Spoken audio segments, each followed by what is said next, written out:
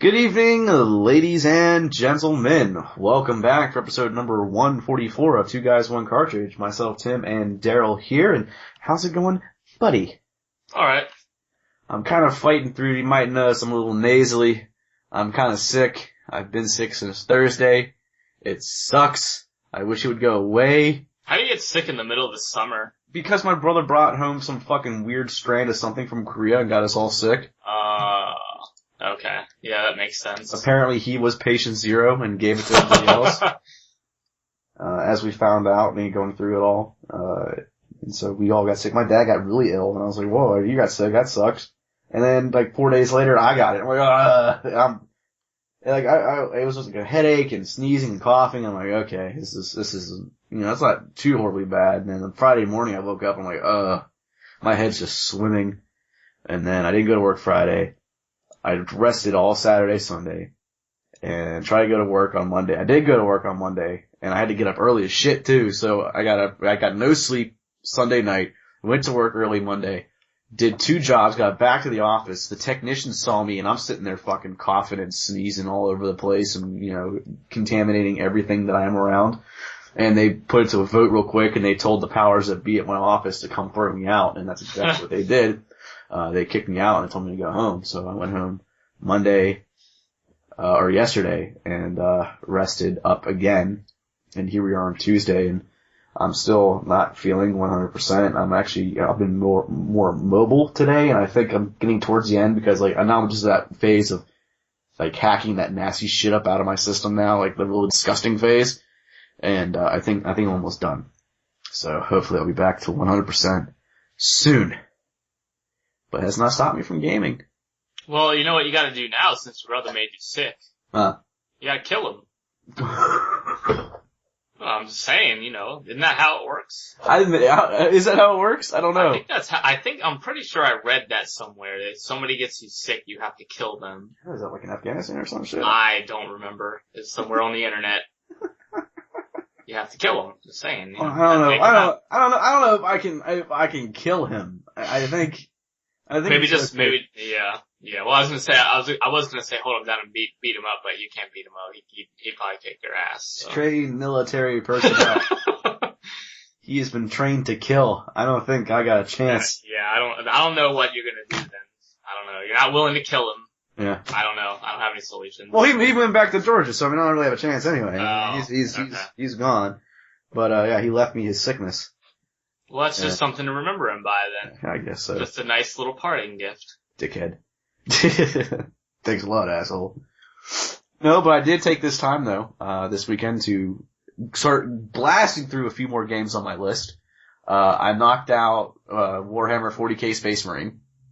What'd you think of that? You know what? I enjoyed it until the very end because, like I said, being sick and being frustrated are 2 things that should not go hand in hand. Towards the end of the game when you're, going to find Nemeroth and everything else, there's just some encounters that get kind of insane and you really have to pay attention to what you're doing, and I did not have that mental focus at the time to pull it off, so I was dying a lot at the end of the game. But no, it was good. I think the last boss fight was kind of a joke. Yeah, I remember, yeah. Leading up to it was, brutal because there's just wave upon wave of shit coming at you. And that was fine, but then it's the actual encounter, I think I finished it in 15 seconds. I was like, yeah, there's not much to it. That was it? Oh, the game's over. Now you're being held for treason. You bitch. Really? After all that? Sort of anticlimactic. But... Yeah. So I did that. I knocked that out, and then, achievement-wise, I went and knocked out 47% of the achievements, so 28 out of 60 on my a little bit over my first playthrough. I played through it and then I went back. I had a couple of the ones kill X amount of enemies this way that I was close to finishing, so I just went ahead and I jumped back into some chapters that I knew I could pull these off quickly and I knocked them out.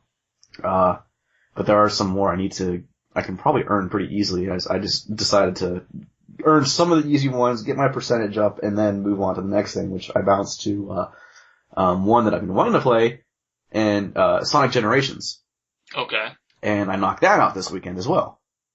Which, that didn't take me any time. It took me about 5 hours from start to finish to beat that game. But there's lots of like challenge stages and everything else that I haven't finished.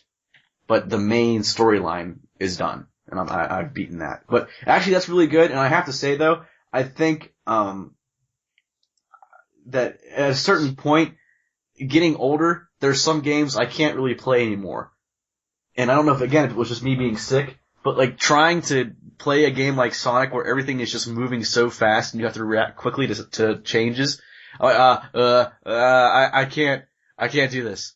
I can't. Well, that's always been a complaint of yours. Like when I would play UT, and you'd be like, "Oh, this is too fast," and that was years ago. That was like 5-6 years ago. So I don't know if that's something that's happening to you because you're getting older. That's just you. Well, I mean, I used to play Sonic games all the time. I used to enjoy them, but like, I mean. Well, now they have all the 3D and all that crazy crap. It's not just like the old. I know that one is more like an old school, but don't they still do some of like the 3D or whatever? Oh, it's stuff? both. It's both. Yeah. You have to play the same stages twice. You have to play them as the old Sonic with the 2D side scrolling, and then you have the 3D Sonic that you have to play through as well. So you have to play the stages twice, and then the bosses are either 2D or 3D. So there's a lot of both in that game. And it was really an enjoyable game. I said, like, sometimes though, like, it's just like, it moves too fast for me, and I just don't know if it's just my eyes or, my eyes are bad anyway, and I just can't process it right away, or because again, I'm sick and all this other shit. I don't know. Or maybe it's just, like you said, I can't play those games that are fast paced like that. I have problems with quick reactions. My games are a little more geared towards my slowness. Yeah. Because I'm bad at games. That is true. You won't hear an argument from me about that. You son of a bitch. Well, I played Fez last week.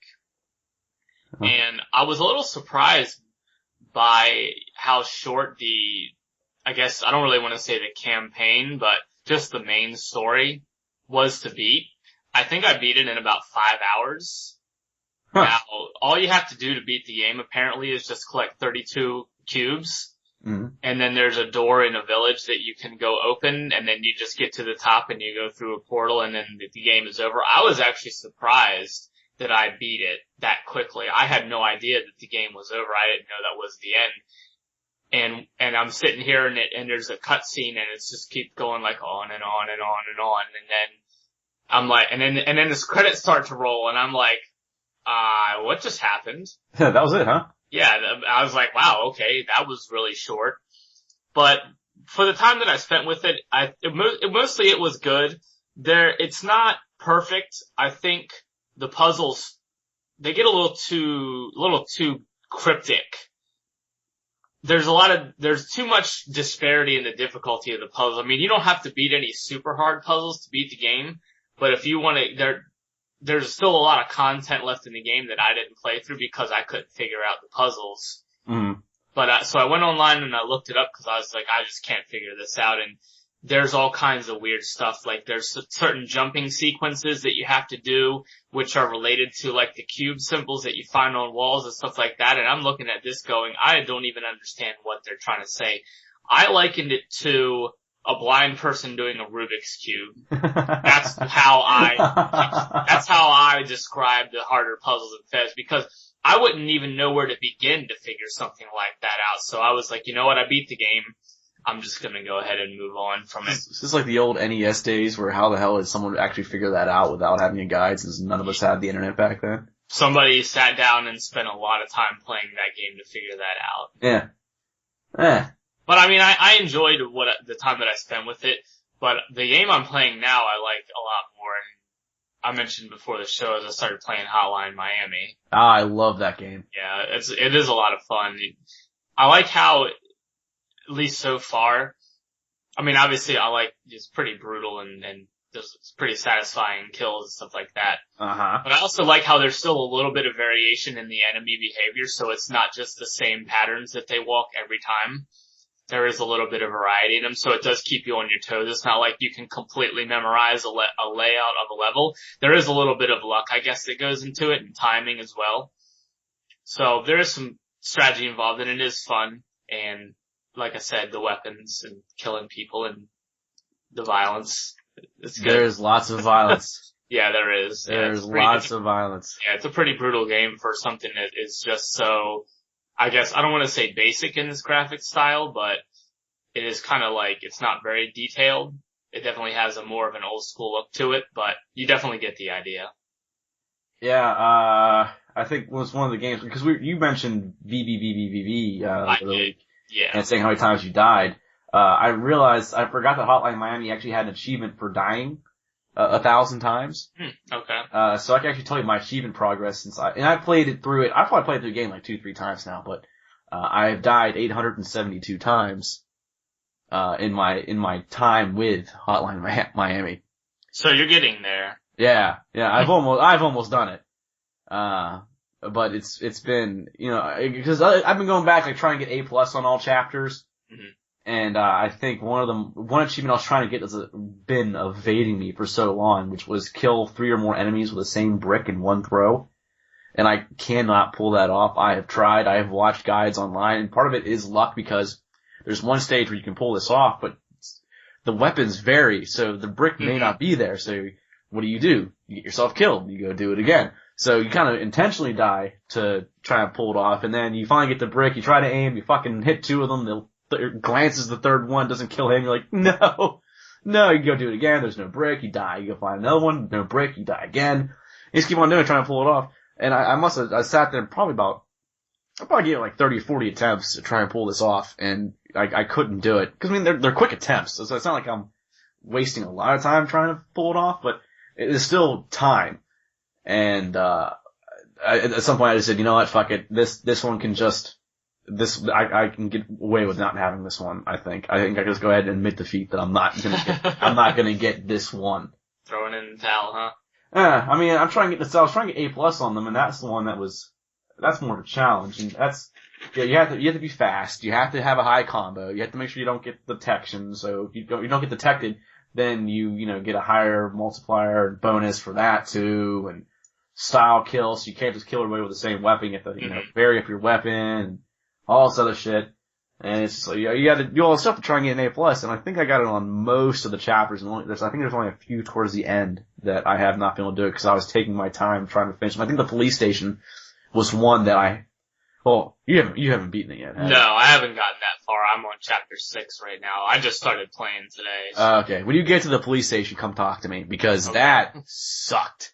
I hated the police station. That was one of my least favorite levels. I mean, it was challenging, but it was like that.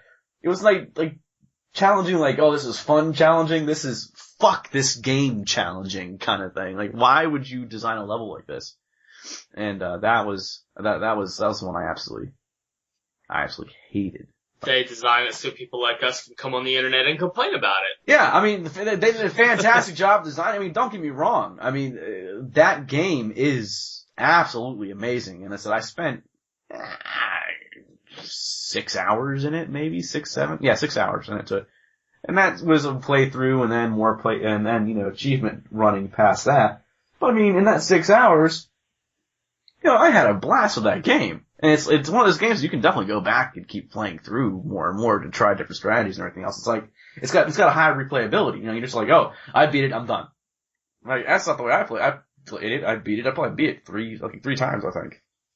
I think what would help it out too is having a map editor or something like that, so that people can make their own custom levels. That would be pretty cool to see. And I know they are coming out with a sequel, so hey, put that on the wish list for Hotline Miami too. Yeah, let us get us on that. Let's yeah.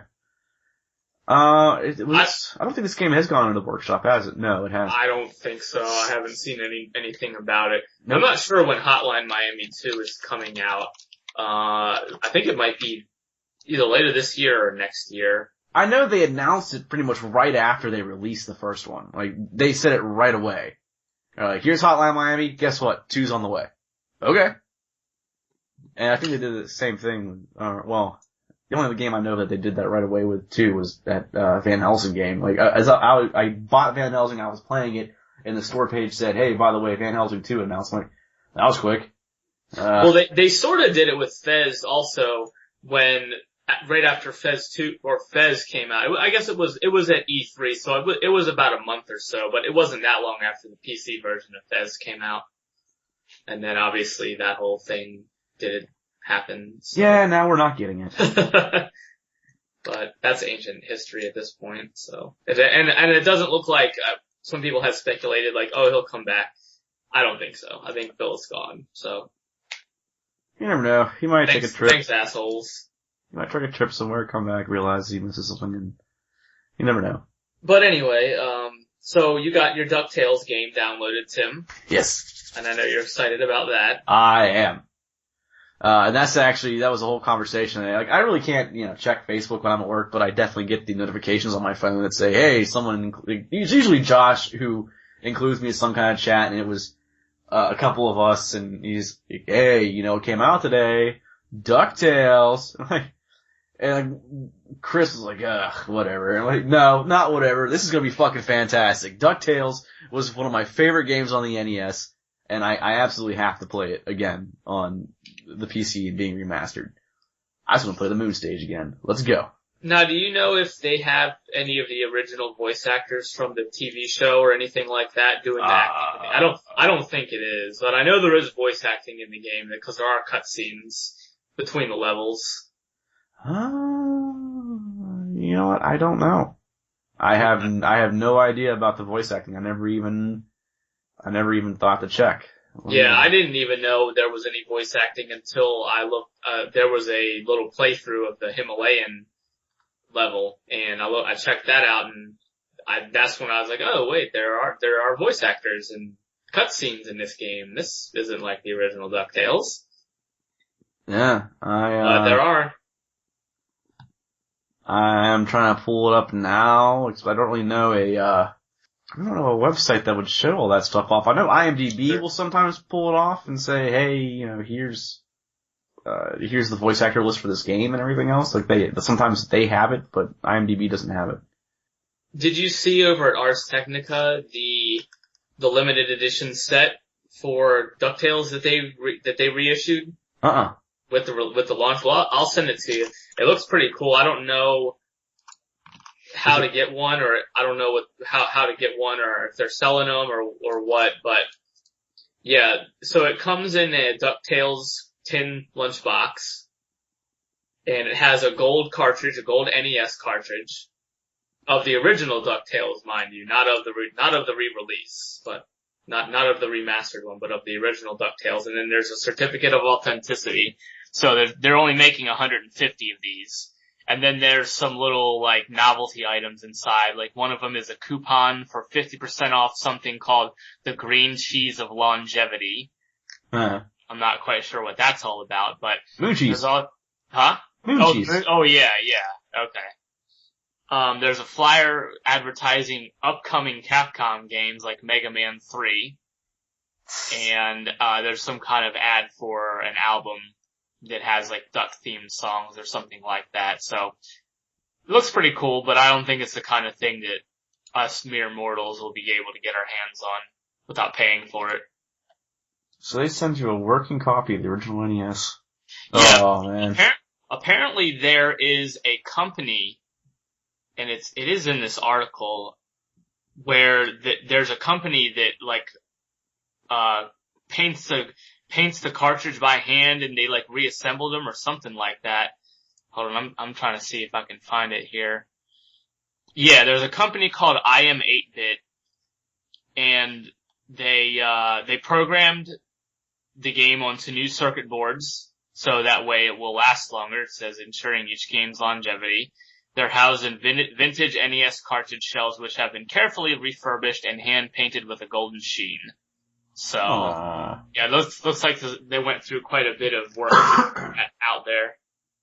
But seeing as how neither of us have played the game yet, we can't really comment, but I can't imagine that it's gonna be bad. I actually did read a review of it somewhere. I don't remember where, but they said it was good. So, and I expect it to be. Yeah, I'm like quickly going through this, because Ars wrote an article about it too, Skip was so face talking about to get away with the action 8-year-old crowd. The writing is kind of cheap. Well, this is what they say. The good. Timeless level design is largely unchanged. Pogo jumping is fun as ever. Detailed, expressive hand-drawn sprites, excellent remixes of classic chiptune tracks, voice acting from the original cast is top notch. So there's your answer. Okay. The bad. You'll want to skip most of the slow-paced talking bits that get in the way of the action. The writing is kind of cheesy. Well, of course it is. I mean, it's DuckTales. It's from 1989 or whatever the hell the game came out. And then the ugly.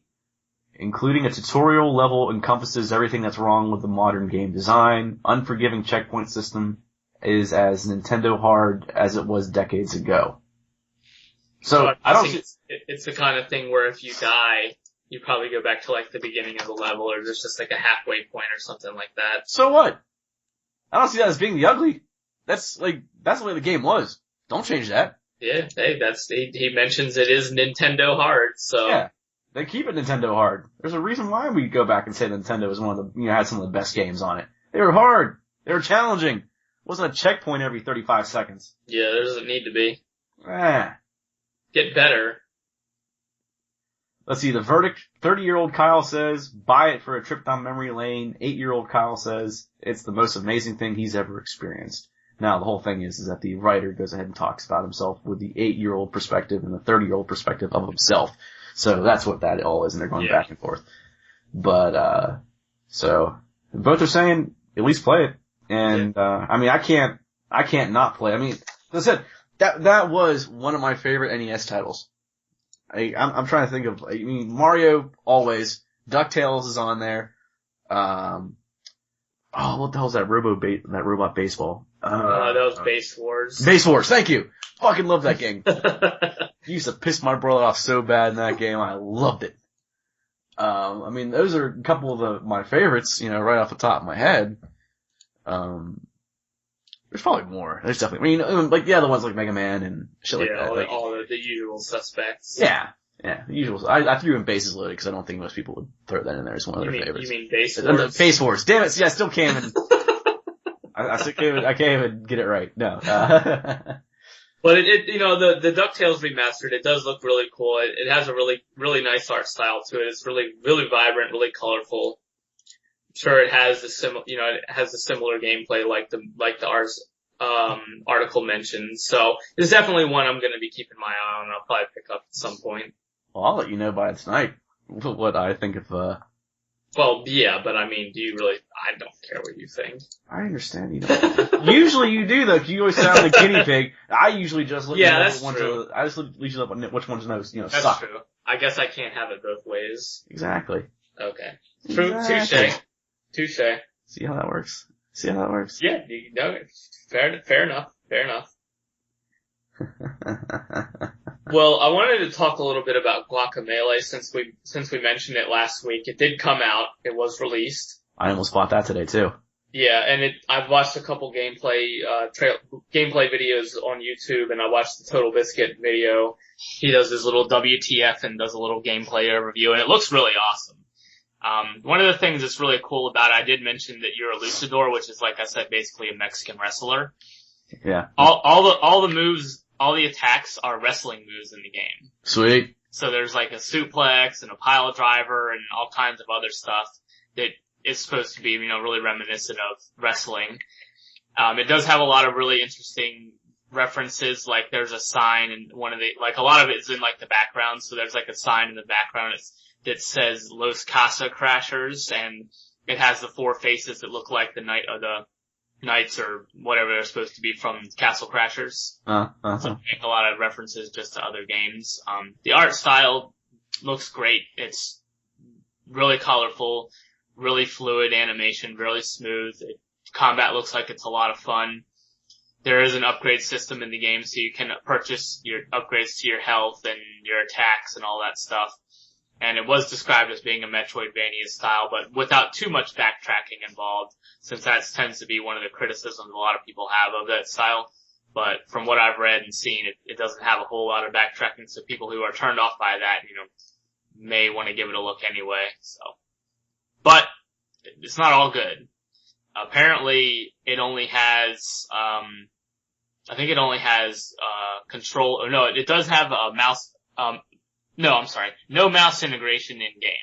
That's what I was getting at. So Total Biscuit said he recommends buying a controller because you can't really aim with the keyboard that well. Mm-hmm. And there are points in the game where you have to I think there was the one part he was showing off is there were cactuses that were like throwing grenades at you or something just bizarre, and you had to pick them up and throw them back in order to kill the cactus. But he said it's really hard to aim with the keyboard, and since you can't use the mouse in the game. So there's a little bit of an oversight on their part, I think, that I don't quite understand why they would port a game over to PC without having mouse integration in the game. Because considering they did such a really good job everywhere else, that just seems strange to me. It was one of those things that it's just assumed that, you know, people will have a controller for their PC just because there's certain games that a controllers, it's better to play with a controller than with a keyboard and mouse. There are, but I don't see how you're going to release a game on the PC why you would assume somebody definitely has a controller. I mean, I didn't have one for a long time.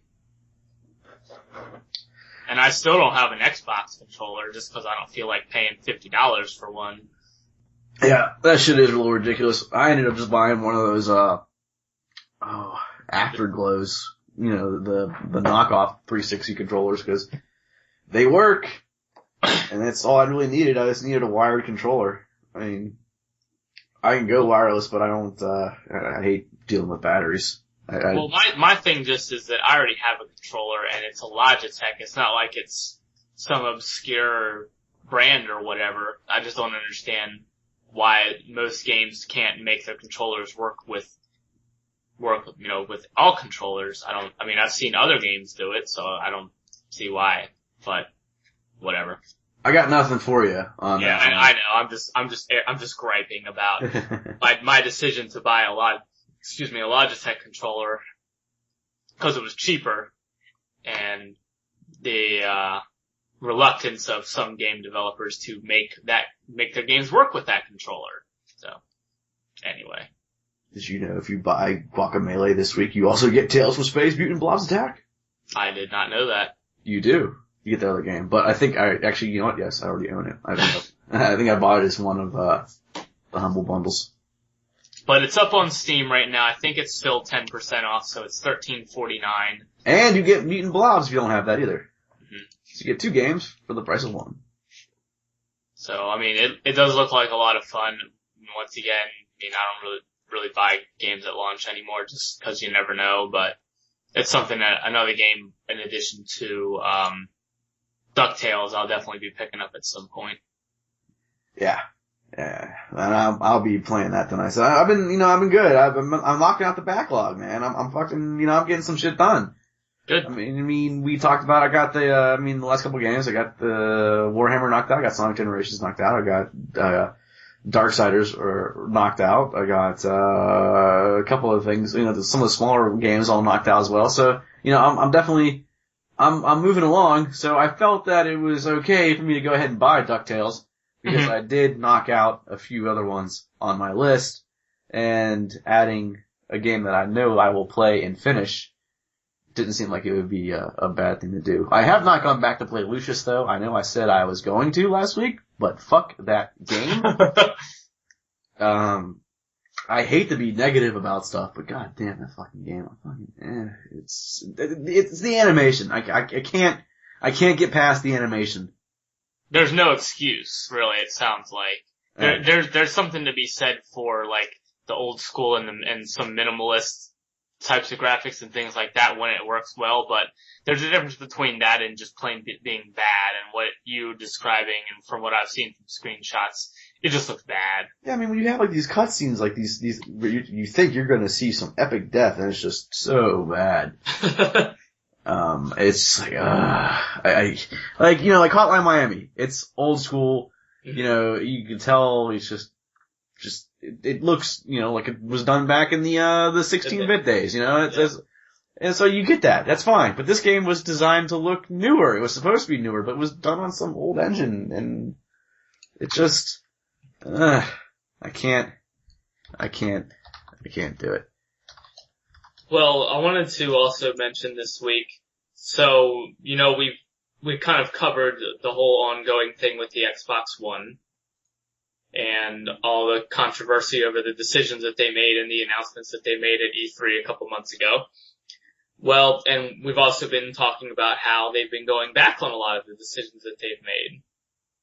Well, they made yet another reversal on something that they said was going to be mandatory for the Xbox One, which I'm just going to call it the Xbox 180 now because that's what Microsoft is doing is literally a 180 on every single decision that they made on this console. Yeah, I know. Yeah. So in a question and answer session over at the UK, over at IGN, somebody asked about Kinect, and they asked if the Kinect would be required to always be on, and apparently it does not anymore.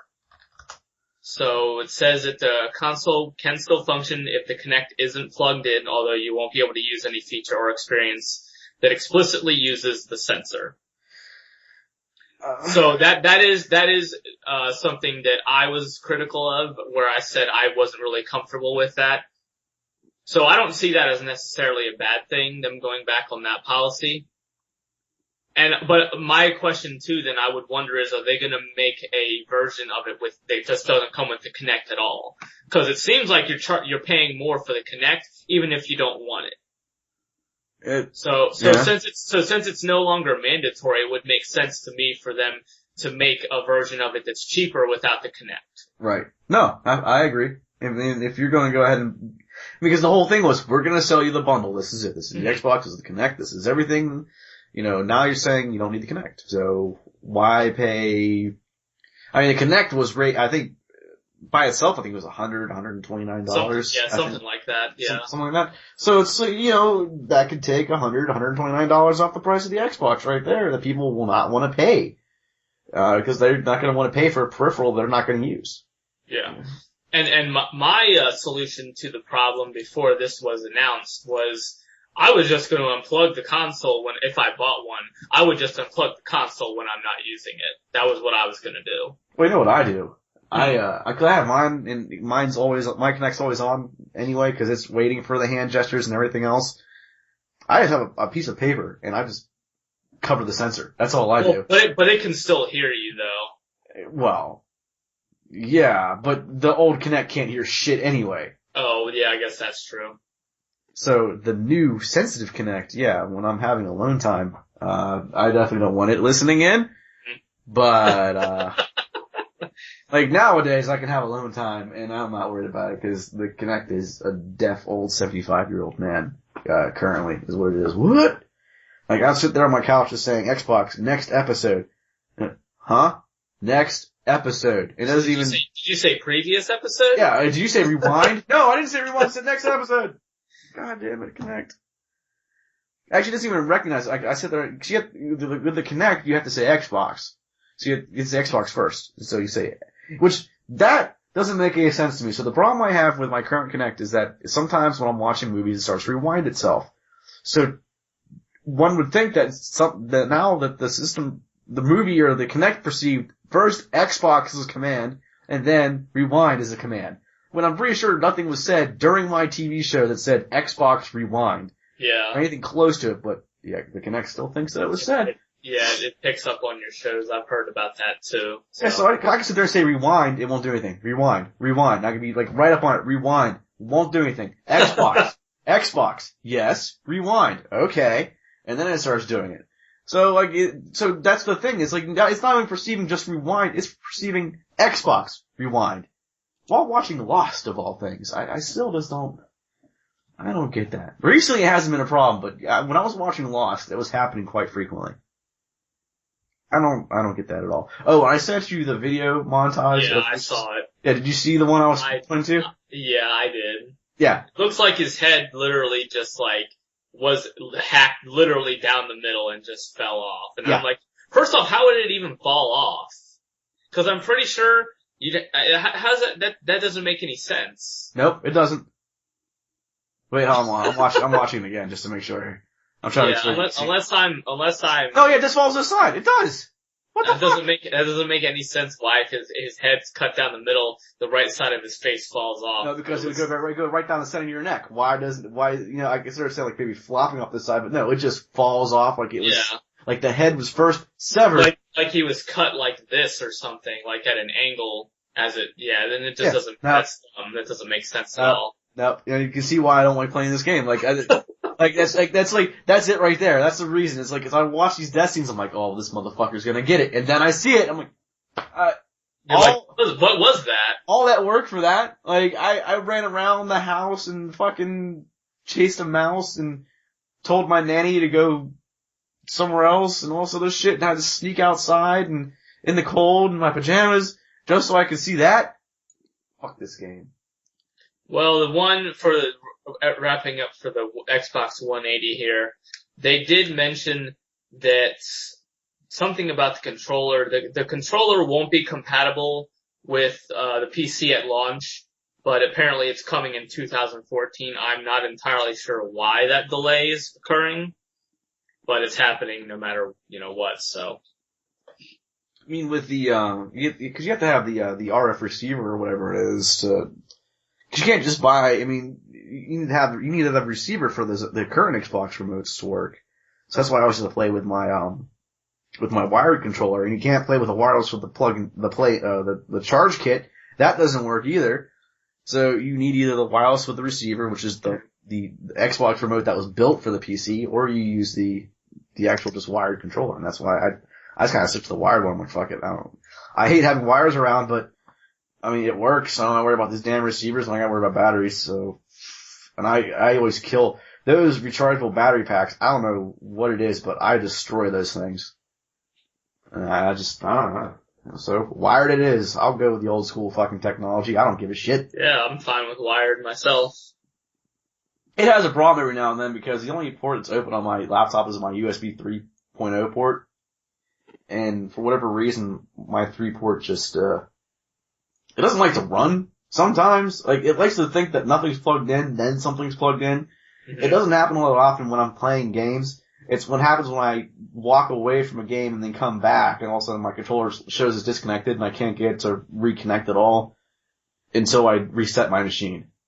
But if I plug in like an external hard drive or something, every no matter what I'm watching on it, or pulling files up, going over old episodes, that's why I move all my shit over to this.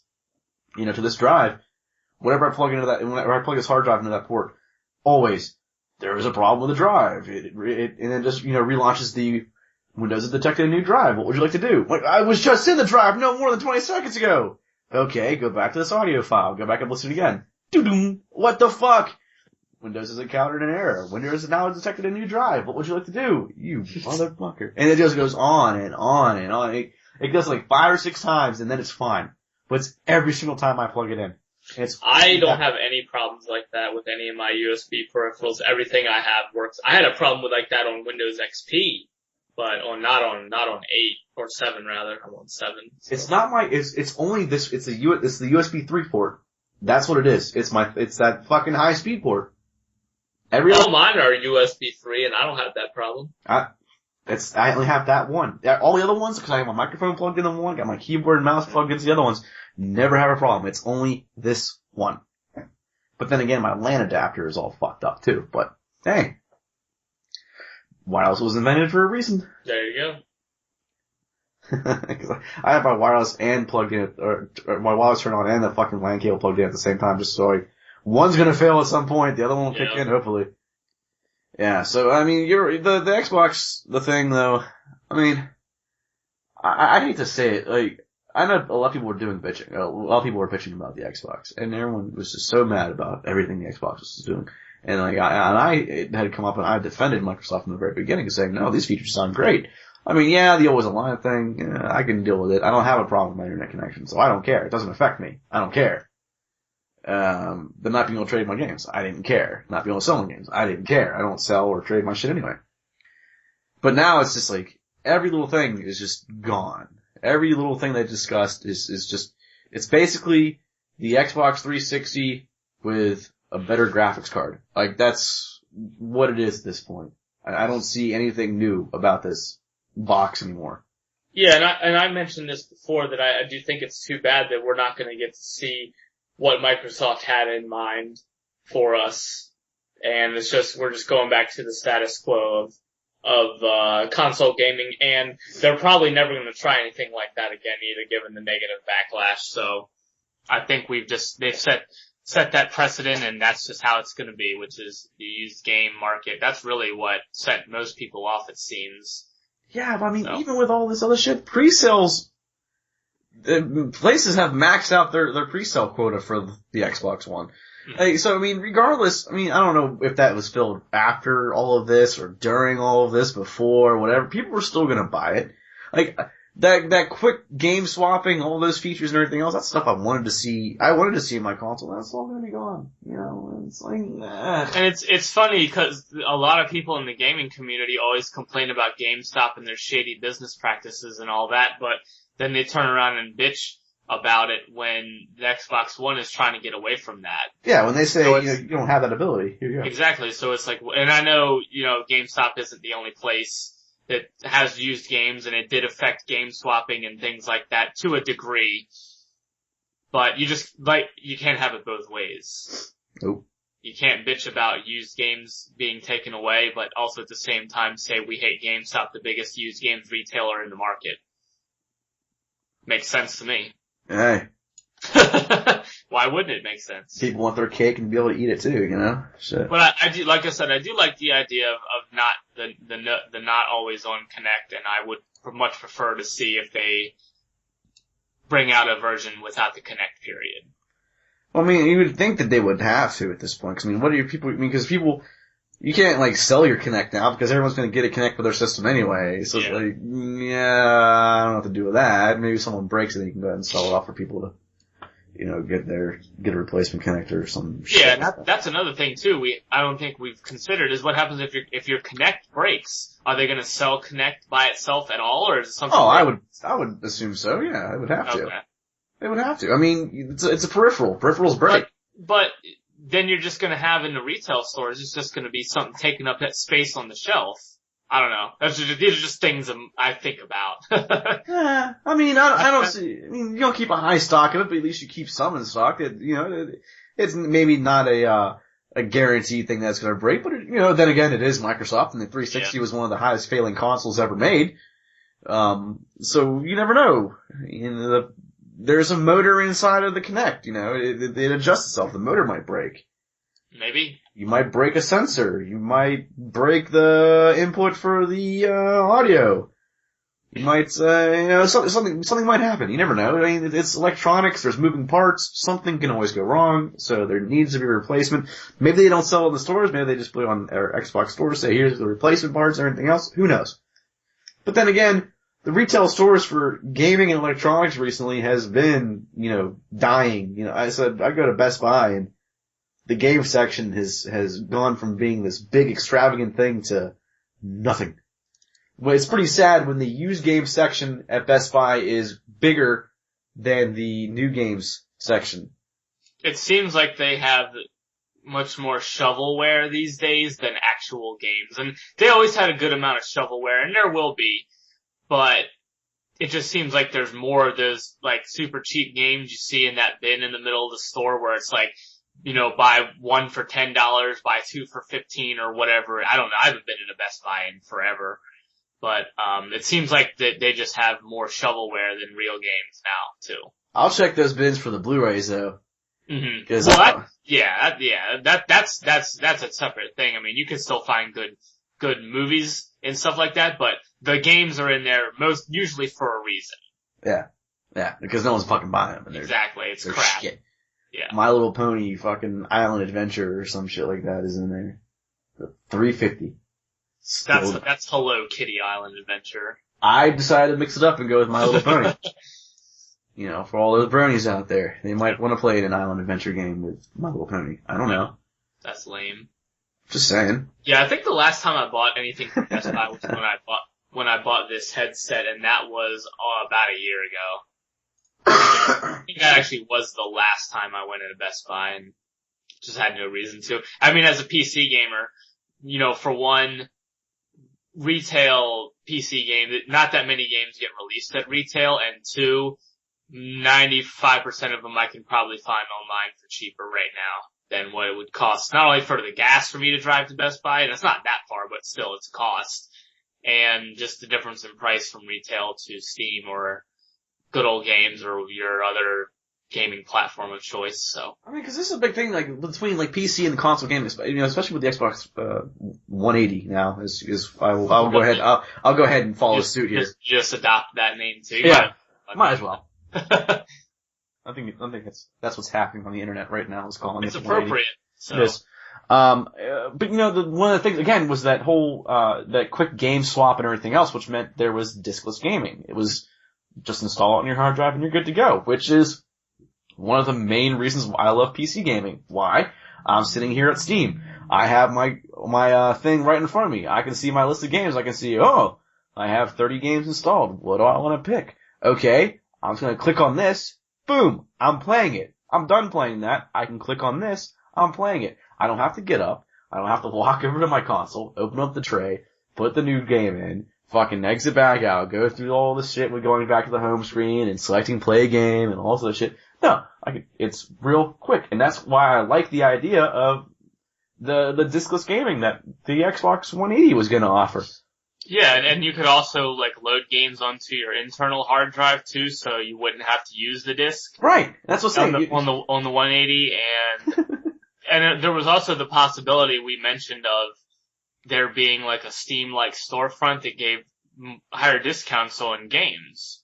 I mean, it's like... But that's gone now. And I don't think that was ever like 100% confirmed. That was just something people were speculating on. But any possibility of something like that happening is gone with the used games thing. Because, I mean, Microsoft can't put a game up for 90% off if they're undercutting GameStop by however much percent.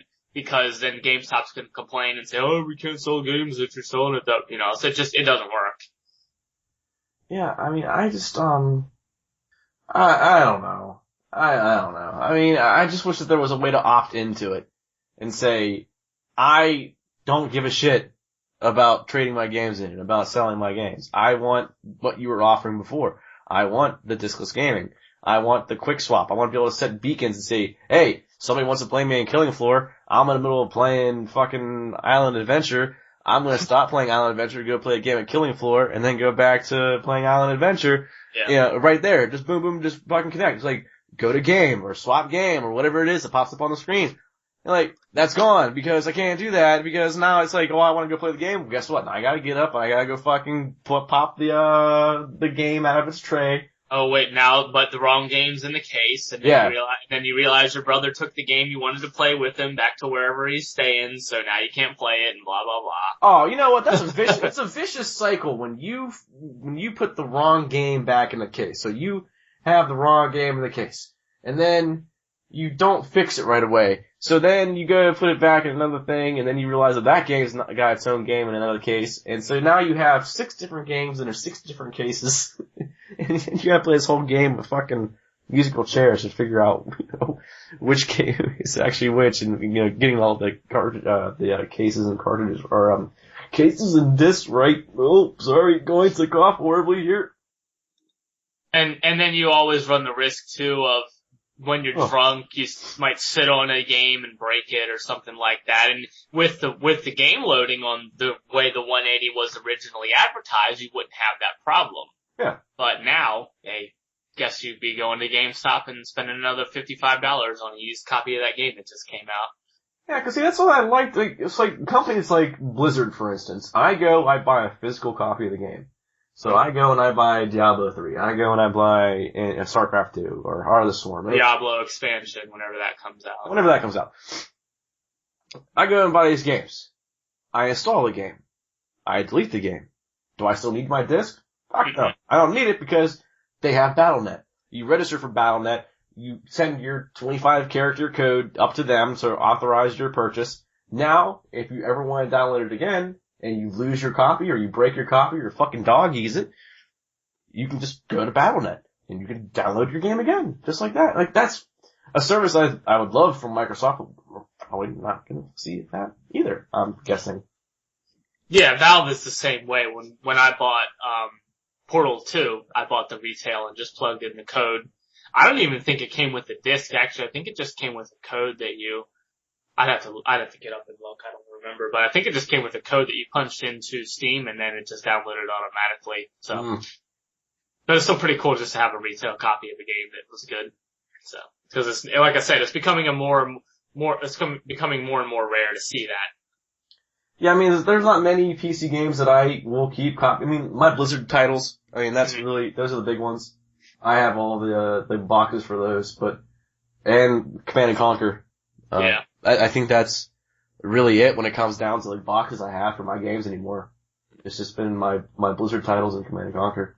I still have a few older ones that I hung on to over the years, but yeah, it's been a long time since I've bought. Like I said, the last game was Portal 2, and that was over almost 2.5 years ago.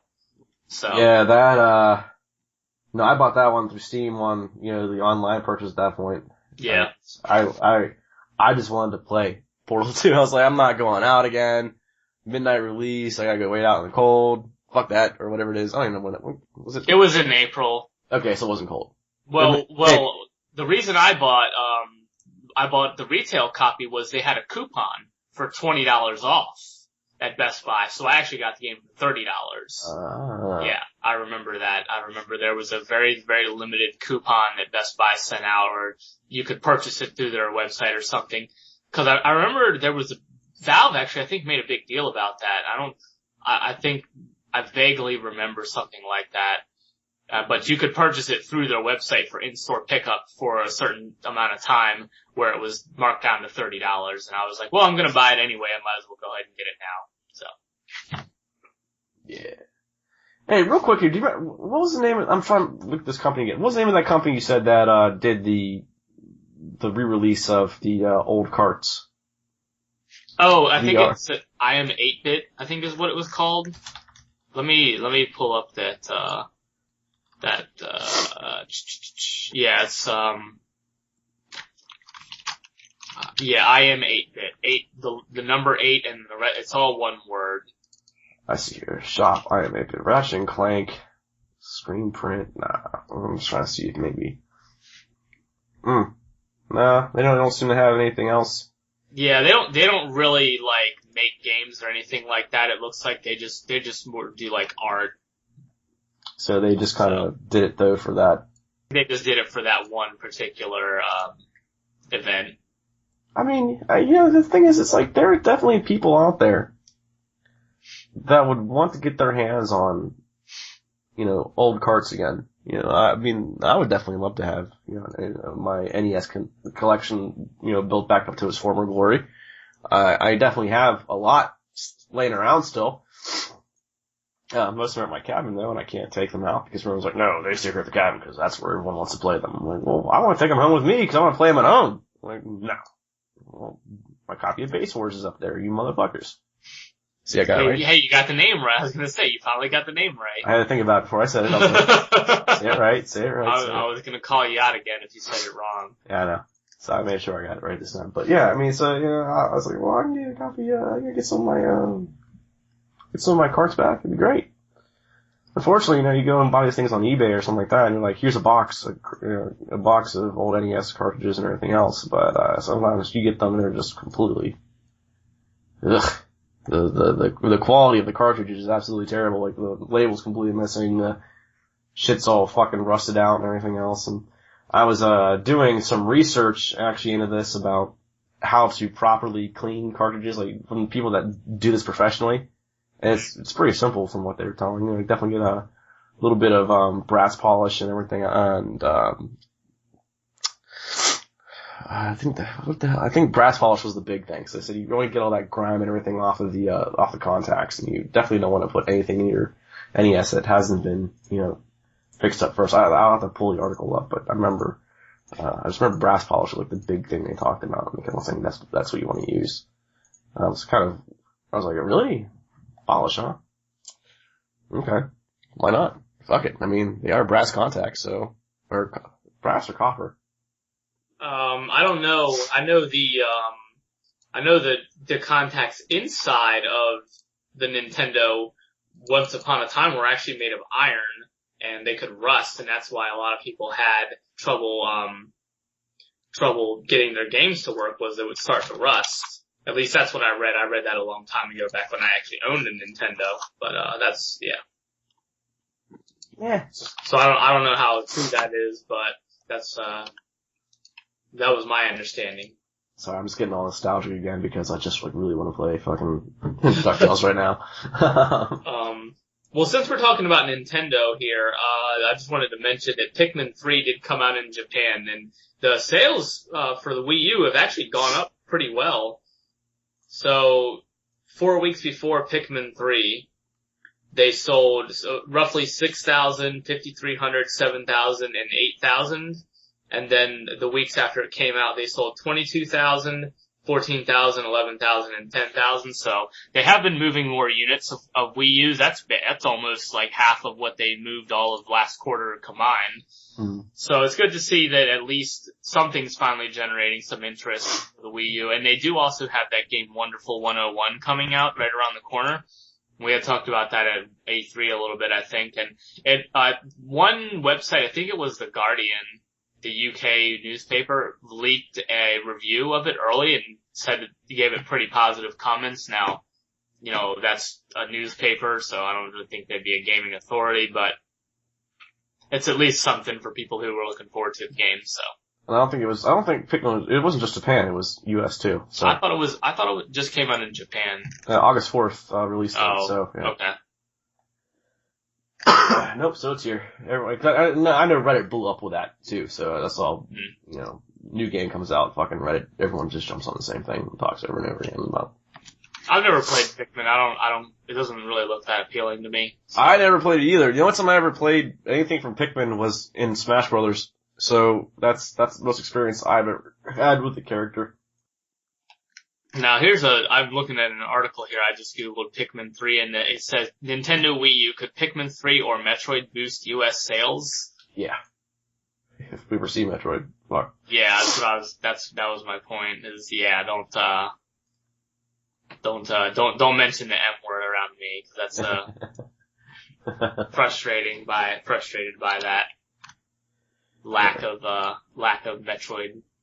But also, too, real quick on Nintendo, yet another developer came out and said that they are not planning on developing any titles for the Wii U. Bethesda. Yeah, Bethesda said that, yeah. Yeah, Bethesda came out on last Tuesday and said that the Wii U is not on their radar. Now, it does just say short term, so there could be something else coming out down the road, but at least looks like The Elder Scrolls Online, Wolfenstein, and then The Evil Within, which I'm not familiar with that game, but none of those games are probably going to be coming to the Wii U. But I can't say I'm surprised, so. So, do you see, sorry, I'm not browsing ours and everything else. You see they're talking about the, Starcraft MMO? And the Starcraft universe. Yeah, and they put a Kickstarter up to earn the last, I think they said $80,000 they're trying to raise to just finish development on the game. Yeah, there's like a 40-minute gameplay trailer, that I saw on, I think, Reddit. And it does look pretty cool. So right now you can only play as the Terran and the Protoss. One of their stretch goals, and they have some pretty lofty stretch goals. So 80,000, which is their target, which I'm pretty sure they're gonna get, considering they've gotten 16,000 in barely 2 days. Yeah. So, and then at 100,000, they're gonna have a Zerg class. I don't know if it's gonna be a full Zerg race and campaign, but it just says Zerg character class. At 135, there's a MOBA, PvP zone, and female player character models. 175 is, they're gonna have a second act written by one of the guys who made a Starcraft novel, The Antioch Chronicles. Between 200 to 475,000, they'll have a new flashback zone. So the game takes place it takes place sort of in an alternate universe of Starcraft where, remember that level where you play as the Zerg and you're fighting against the hybrid and it shows like Zeratul is having the flashback of, or I guess he's having a vision of the future. Yeah. Where the universe goes all dark. Mm-hmm. This takes place if that actually happened. Oh. So okay. I'm guessing that the flashback means it's a flashback to like the way things used to be in the Starcraft universe, is what they mean by a flashback zone. At $500,000, they are going to have updated player character models and animations, and also localization for various languages. And then at $1 million, they will build the entire Caprulu sector to explore, one zone dedicated to each notable planet in the Starcraft lore. So they got some pretty lofty goals there. I don't see it hitting $1 million. I'd be very, very surprised if it hit anywhere close to $1 million. I'm gonna keep my eye on this one, but I don't see. I do not see anyone. I do not see this game hitting $1 million. Oh no! Now I do have to correct you as well. This is not an MMO. It is not a massively multiplayer game. It is just a multiplayer online. Now this is what it says on their Kickstarter page, so I could be wrong, but they don't use the word MMO on here. It just says it's a multiplayer online RPG. Okay, well then, I said, ours had it listed as Starcraft MMO. Okay. I think that was the original idea behind it, cause it used to be called, I think, Universe of, was it, they had a different name. It wasn't Universe of Starcraft, it was something else. But I think at one point in time they might have been trying to make it a full-fledged MMO, but I think I don't know what kind of work would go into that in just the StarCraft 2 engine, but in any event, I mean, it does have, the UI looks like an MMO, and it does have an overworld map and all that sort of thing like an MMO, but from what I can tell, they're making it, I guess, maybe 4 or 8 players or something like that. It doesn't really say. Yeah, it doesn't really. It doesn't say. I mean, it's kind of vague about how many people can actually play at once. So I could be wrong. It could be a full MMO. But, I don't know. Hey, for $100 you can name an NPC. Oh.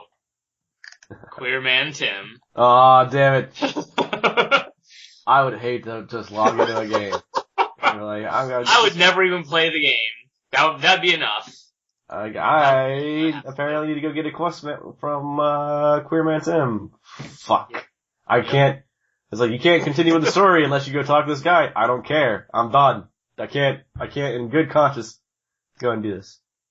But the developer did have to get the approval of Blizzard to go ahead and go with the Kickstarter for a mod, which does make sense. I don't think they really wanted people trying to monetize.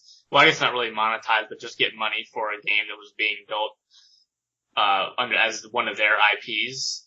Mm. But, all in all, it looks really interesting. It's something that I'm definitely going to be keeping an eye on. Now, here's another thing that's confusing to me. In the very first paragraph, it says no StarCraft purchase required. But below that, it says you have to have StarCraft 2. So I'm confused. Are they just saying you don't have to buy anything in-game? Where is it? It does say it's free to play. Yeah. So that might be what they mean. It's just it's not one of those that you have to purchase. Cause I know there are maps now I think that you can purchase. I think they went ahead and implemented that Blizzard Marketplace or whatever for maps that we talked about a while ago. Oh, it is. SCU is a game mod. This is not a standalone game for StarCraft 2. Yeah, it is a mod.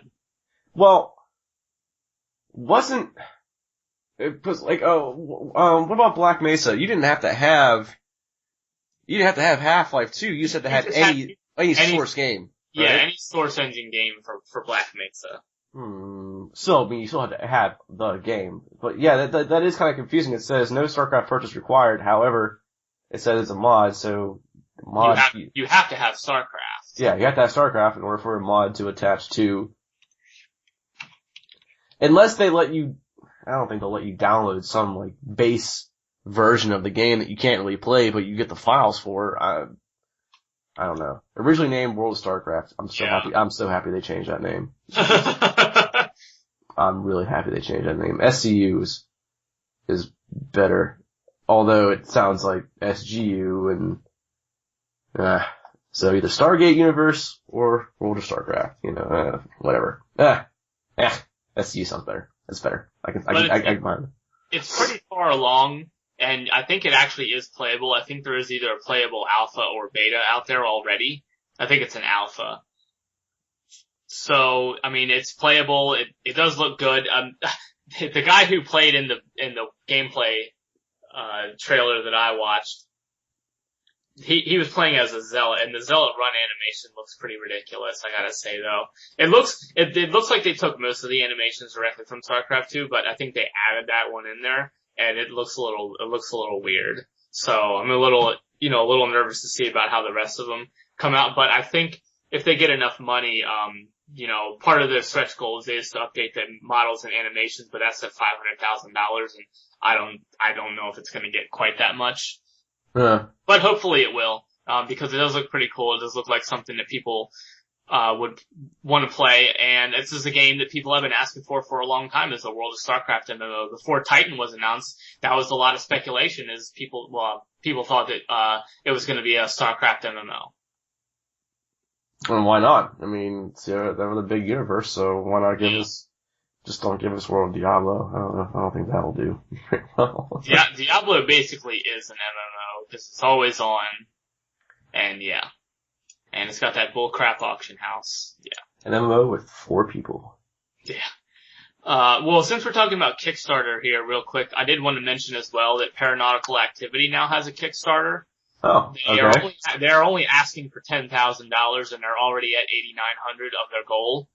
Now they have some stretch goals as well, like Oculus Rift support, which that's at $12,000, an infinite mode at 15, multiplayer co-op at 20, and competitive multiplayer at 30,000. So, it's been out the Kickstarter's been out for 10 days, and they have, like I said, $8,900 in, so.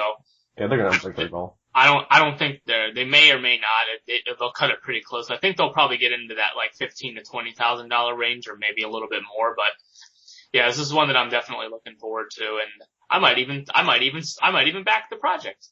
Maybe. Maybe. Let's see what we get here. For $65, you get one of their t-shirts. Yeah. And access and the soundtrack. Ooh. Or if I like the $50 one where you get the physical copy of the game. Which makes me wonder how they're gonna package that as like an old school, like large box, PC game. That'll be awesome. One that doesn't fit on your fucking shelf. Yeah. Cause now your shelves are all designed to fit the smaller stuff. They're designed for DVD cases. Yeah. Not those big ass fucking PC boxes. Look at the shirts. Shirts are kinda cool. What? Oh yeah, the shirts are pretty cool. That's part of the reason why I wanted one. Cause they look pretty awesome. But I just wanted to plug that real quick, because it's definitely a game that looks awesome and is worth supporting. And a lot of people seem to like it. I don't think I've seen many bad comments about it really anywhere out there. Other than people who just don't like that style of game. So if you download, it looks like this is up and you can play the beta right now, I'm guessing, right? Yeah, you can play it now. Yes, it's completely playable. They're only doing the Kickstarter to just kind of get themselves over the very last parts of the development phase. And if they can get enough money, obviously add in whatever's on the stretch goals, so. So let me ask you, you brought up the Oculus Rift. Do you have any thoughts on that at all? No, not really. I really haven't looked into it at all. I don't know much about it. I know people seem to say it works, and it looks pretty cool, and I saw just a thread title on Reddit for people who were playing as some kind of shooter game to not lean against virtual objects. I guess they were trying to lean up against them because it looked so realistic that they were just falling over. Now, I'm just speculating. I didn't read the article, but I don't really know much about it. It looks like something that would be pretty cool, but it's probably something that's either going to be really expensive or still not close to release. So I don't know though. I don't know about it. The Oculus development kit, because I just went on their website, which looks like they're looking to ship new orders next month. Oh, okay. It's $300. It looks like pre-order the Oculus Rift development kit and access to the Oculus SDK. So I don't know. Actual product will look different. So you get the product, I guess you get the software for the product too. So that's $300 for it, and it's supposed to be shipping out by next month. They're saying. And I've seen some videos of people playing this. Like I've seen people play like those like first-person survival horror games and everything else, like Amnesia. Yeah. I don't think it was Amnesia he was playing, but it was something similar. And like I guess it was scaring the shit out of the guy. Everything's just up that close and personal. Like, I want to see the Oculus Rift. I'm definitely not going to go ahead and drop $300 on something I haven't even, gotten my hands on yet and gotten a chance to try. But I don't even know where I can get an opportunity to even, test one of these things out. It would probably have to be at like a gaming convention. Damn it. Until it launches. So. We don't really get those around here. Yeah, not really here either. North Carolina. That's really more of a West Coast thing. That's where you see all those at. Or like even further northeast, go to like PAX. Yeah. PAX East.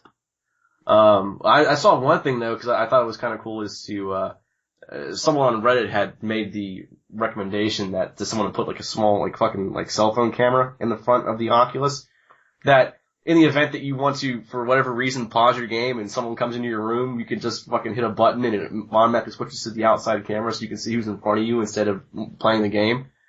I'm like, yeah, that's actually a pretty good idea, Reddit. Thanks for that one. They won't do it, but I'll still have to take the fucking thing off.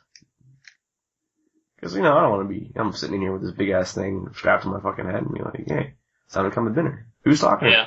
Yeah. I don't know. I guess I should stop my game. Don't bug me, I'm playing Oculus. Yeah. But apparently Half-Life 2 is supported by Oculus Rift, so. I mean, there's definitely games that are, and they have John Carmack as their CTO, for what that's worth. Yeah, that's right, he did, that was recent though, wasn't it? Like, I thought Yeah, that just happened recently, like within the last week or two that he joined. Yeah. A great Rift motion tracking with your characters came out via transformation, able looking around the world. Implement stereoscopic 3D rendering and optical distortion adjustment of the product to correct left-right eye image on the device. Damn it. Like, I want to try this. If it's that cool, fuck yeah. I want to give it a shot. And if it actually integrates with a bunch of games with, a little issue, then fuck yeah, why not? I mean, definitely put me even more into the game. Yeah. Oh, August 7th, said John Carmack Okay. joined. I'm looking at the tweet feed here, too. So, August 7th, they announced that. How are we looking on time there, Tim? You know what, we have broken it, and actually, I think we're gonna have to call it. My voice, it's getting really hard to talk now. Okay. Without coughing. And I don't want to cough up a lung, and because I have to turn my AC off now, it's getting hot, it's making it worse. Okay. So, thank you again, everybody, for joining us for 144. If anyone has any information on the Oculus Rift and they'd like to share it, or if anyone has like any personal experience with it so far, let us know, because I am really interested in that device. I just want to see what the hell it does. But thank you everybody for joining us, and I'm gonna go play DuckTales. Okay. And tell Drizzy to go buy it. And we'll see you next week. That we will. Later.